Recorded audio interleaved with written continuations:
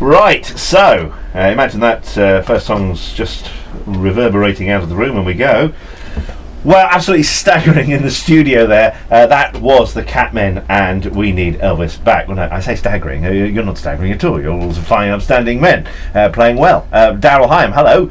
Hello. And Al Gare, hello. Hello. And Gare, rather. Al Gare. And Slim Jim Phantom. Hello. Hi.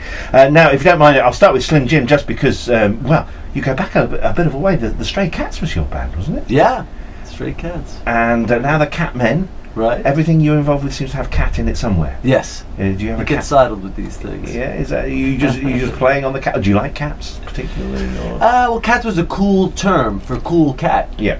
Since the 1950s, you know, and when you become well known for something, it's expected of you. So I'm a cat. I gotta stand up and play, and I gotta look good at all times. Well, you do, and I have to say the slimness is still there. I mean, what do you put that down to? You've never got involved in too much rock and roll excess, by the looks of you. Well, a lot of rock and roll excess. All right. You just have to keep it going. And how did you meet these boys then? You've got Al Gare on bass and Darrel Higham guitar and vocals. How did this? I met Darrel Higham at a Rockabilly festival in the States. A mutual friend introduced us, and we were kindred spirits pretty quickly, and played together a little bit. He said, "This sounds great. Let's do a little bit more." And Darrel came to LA, and we recorded the first album there, and we just got along and were good at it. We just kept doing it, and we had a little bit more time and made the Catman come with just now, and have everyone's got a little time to devote to it now, and so we're going for it. You've got other things on the go, all of you, I guess, but there has been this sort of period between the two albums. Fantastic to know the Catman Cometh is out now. What do you recall of that first meeting, Darrel, with Slim Jim? Was he a bit of a hero of yours? Oh my God, yeah. I mean, I was a huge fan of the Stray Cats, as everyone was that was into this music. They were radical. They were a radical band. They changed everything. I mean, for me as a guitar player at the time, I mean, I was just starting to play the guitar back then. I wasn't very good. In fact, I'm still not very good, but I'm sort of getting there a little bit. But it was to hear Brian Setzer play the guitar. He kind of rewrote how you play rockabilly. He made it up as he went along, and it was just so free and easy, and it was liberating. And I thought, well, I'm never going to be able to play as good as him, but I might be able to play with a little bit of that spirit, you know. And that was wonderful. That was wonderful. And what about on stage now? I used the phrase in a tweet earlier that you'll be ripping it up on the stage. Does that describe what you do? Yeah, we go for it pretty good. This music just sends you once you start. I can't imagine it does anything other than that. You know, having seen you perform just in our little tiny studio here, there is this feel-good vibe that comes from it. The crowd must go wild. The crowd's been really good. Yeah, they seem to really enjoy it, and I mean, there's still a big rockabilly following in this country. There always has been. Rockabilly was sort of we sort of embraced it so passionately here in the early '80s and the late '70s, really. And there's still a lot of kids getting into it. A lot of teenagers now we're seeing at the gigs, and I think it's going very well. Excellent. Al Gare with his double bass. How hard do you have to fight to make yourself heard above his guitar and drum? Very, very hard. I've got very big blisters on my finger, and we're only a third of the way through the tour, so I might have to wear a boxing glove tonight. Well, you have got a mighty double bass there. That sounds fantastic. And I've got huge hands. Put them to good use tonight at Rock City. Yeah, I'm looking forward to it. The Catmen at Rock City in Nottingham. So we'll move on to the next chunk then. The Catmen at Rock City tonight in Nottingham, and meeting Darrel Higham and Al Gare and Slim Jim Phantom. And Slim Jim, we just want to go back a little bit again to the Stray Cats, because wasn't that two Brits and you from New York? No, we're all from New York. You're from New York, right? All from New York. Okay. So when you were growing up, presumably in the early 1970s, that music, that rockabilly music, wasn't it a little bit passé? Were you fighting against? I'm not that old. You're in the early 70s, I was about 10 years old. Yeah. I grew up more in the late 70s. Okay. And we passé, maybe. I don't know. You see, I remember it was on the jukebox at Max's Kansas City, that's how we first got turned onto it. So it was always cool, that kind of music. And then it caught on with the punk rock crowd, and So that's part of it. The Yeah. the straightforward, if you like, Yeah. simplicity of it. Yeah, those attracted. guys were always cool to every type of person. Gene Yeah. Vincent, Jerry Lee Lewis, or like Eddie Cochran, Buddy Holly, Elvis were always cool. And we came to England in the 1980, just really because we wanted to see what was going on. We heard about King's Road and that there was a big rockabilly scene and Teddy Boys were here, and we just kind of heard about it all in kind of a legendary way. And then came over here kind of as an adventure, and it wound up, getting some traction here, and we were kind of stuck a little bit, and then we got some gigs, and it caught on pretty quickly. And we were good at it, because we've been doing it in New York for a few years, very solidly, before we came here. And then the English really embraced it, and I still have a good connection here to England and English people and all things. Yeah, the Stray Cats then recreating, if you like, a rockabilly sound that people would have known from Elvis in the 50s and 60s, and there had been a kind of rebirth of rock and roll in the 1970s. The band Shawaddy Waddy, did they? You ever heard of that? No, we went to Gene Vincent, and I think we went and saw Matchbox. Matchbox, played yeah. a gig in New York, Yeah. and all the, the. No, I said Shawaddy Waddy because they were Maybe kind of a 10 bit of a people. glam rock and roll. Oh yeah, that was I a like bit all of a that joke. stuff though. Okay. We saw Matchbox. I think maybe Crazy Cabin. I think these guys each did one show in New York City. Right. Like there was a whole Yeah. bunch of us that were at those kind of shows. Yeah. And but it, they really always liked it here. It never really went away so much. Even those kind of bands that some consider hokey, it's still like a strong connection to the 50s and to rock and roll stuff. So I like all of it. And it's still going strong. I mean, it sounds fresh and dynamic and energetic today, what you're doing with the Catman. Is that just a byproduct of this type of music, or do you work hard as a band to keep it like that? I think both, yeah. Like a t-shirt and motorcycle boots never go out of style, and neither does good rock and roll. So I think it's up to the band and the guys to like make a little bit of a twist on it always. Keep trying to maybe not reinvent the wheel, but polish it up once in a while. And as a drummer, you kind of felt that you were born to drum. Yeah, that's all I've ever done. And one might expect then that you would surround yourself with ever bigger drum kits. In fact, you seem to have surrounded yourself with an ever smaller drum kit. That was always the idea. Yeah. Is that just so it's easier to get in and out of the club? A bit more beer drinking time. You haven't got so much Part to of carry it, around. yeah. The natural rebelliousness of the time. But how I does love that? all drummers. They were guys so good. How does They it had to come work? up with an angle. Sorry to interrupt. How does it work when you're playing and trying to create a new rhythm or a sound? I was talking to Michael Schenker the other day, the heavy metal guitarist. Yeah, he's good. He's good, and he said what he liked in a sense was working with one string on the guitar, taking it right back to one string and seeing what noise, what sound, what melody he could get from one string. Is it the same for you, that this is the joy of the stripped back approach? Yeah, it's kind of. I think it's harder in many ways. It's painting a picture with one color is kind of, and still making it really good is hard. Yeah, and then you get known for something, and then you get good at that thing, and then it's expected from you. Will you drum on anything if you have the opportunity? The opportunity, or the bread. If I'm paid, I'll do anything you like. we'll Funsies drum. at this point, no. We'll drum for money. It wasn't an improper suggestion. I was just wondering if, as you go around the world, everything you see, you have to No. like this on everything. No, no, you save it for the proper. Yeah. Save it for when it's Yeah. paid. You Sensible scare man. people away if you do that too much. You gotta learn.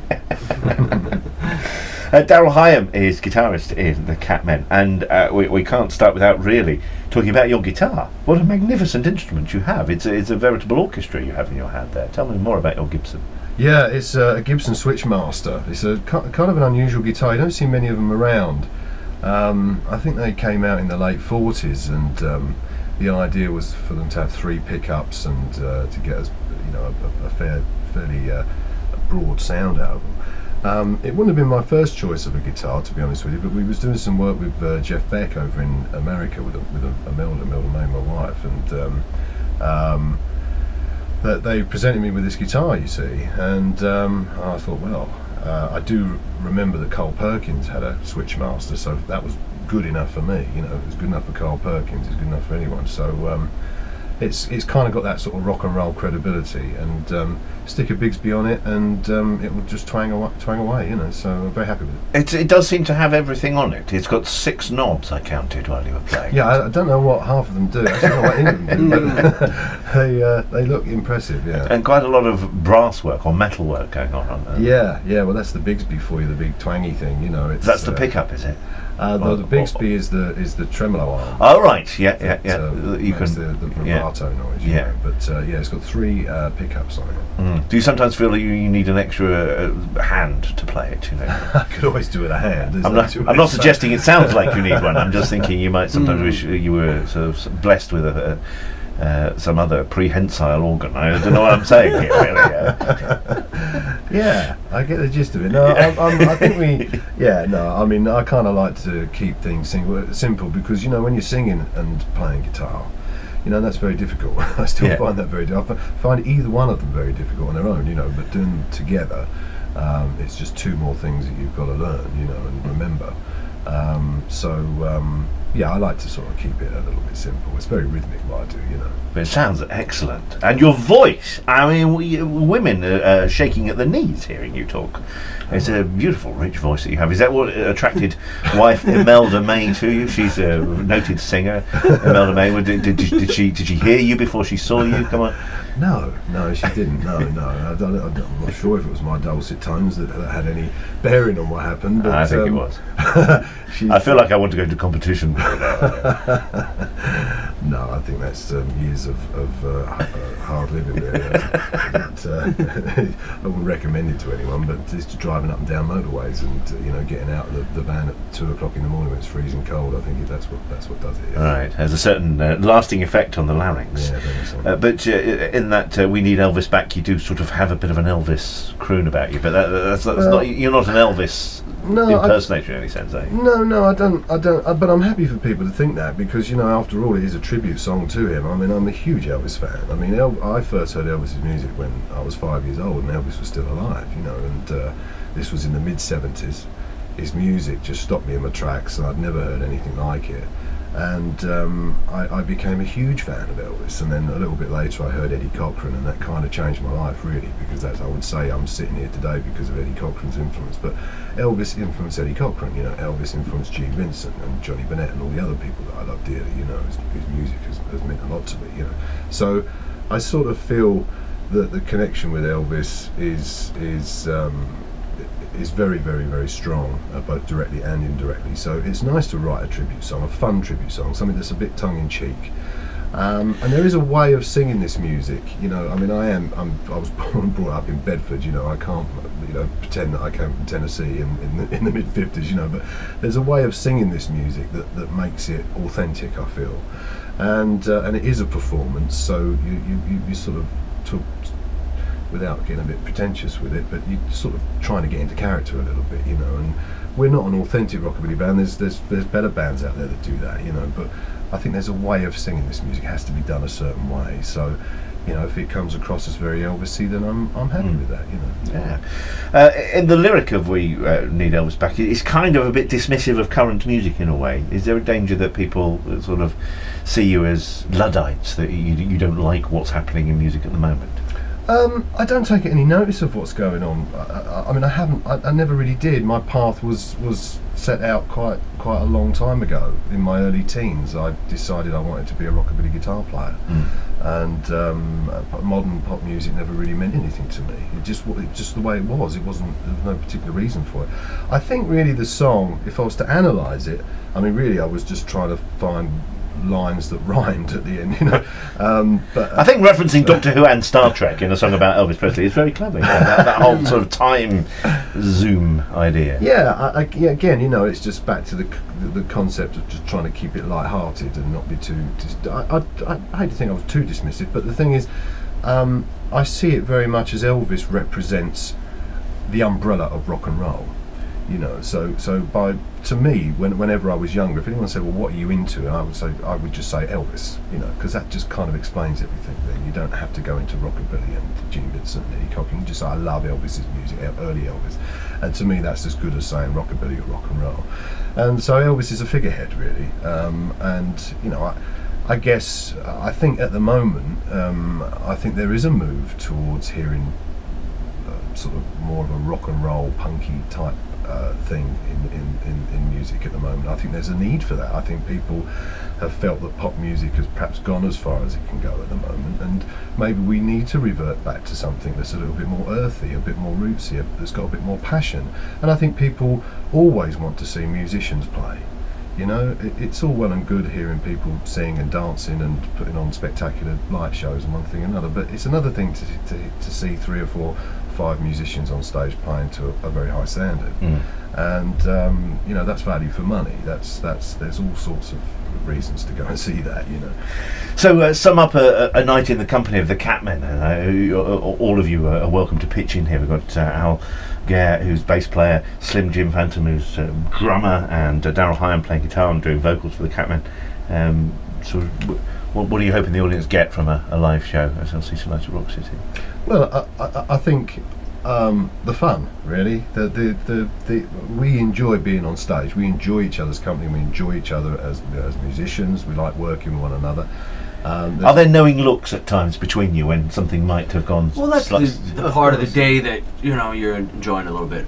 You've driven, you've done interviews, you've done a sound check, you've been in the dressing room, you've climbed the stairs a few times with the suitcase, and then the gig is the really, you know. And I'm just thinking your occasional glances across the stage as a twang happens where an unexpected twang. Yeah. Oh yeah, there's a bit of that on stage. Yeah. I'm thinking more guitar than muscular. You never know. And it's all connected. We do have a laugh on stage, you know, because I think it's got to be like that. You've got to enjoy what you're doing, and the audience have got to see that you're enjoying doing it. And who comes to see you as well? Because you talk about the reinvention and the reappreciation of this kind of music. Now, you'll have seen this happen before Slim Jim Phantom in the Stray Cats. Presumably when Stray Cats hit the big time in the early 80s, there was an audience that was made up of people who loved the Rockabilly in the 50s, who was coming to see this rebirth of it, and you had the young punk rock crowd. There has to be young people. Yeah, and is that still happening with Catman now?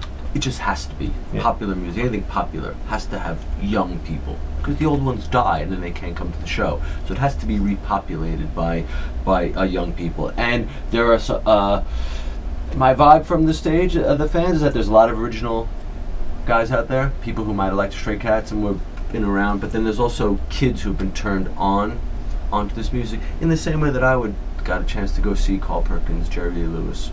Put myself in their same category, but these young guys can come and see something that they had on a record, and then it just keeps repopulating itself. So I think it's healthy that young people come. Yeah, well, I'm sure it'd be a good time tonight at Rock City for the Catmen. Can I tell you, Rock City, I came here in 1980.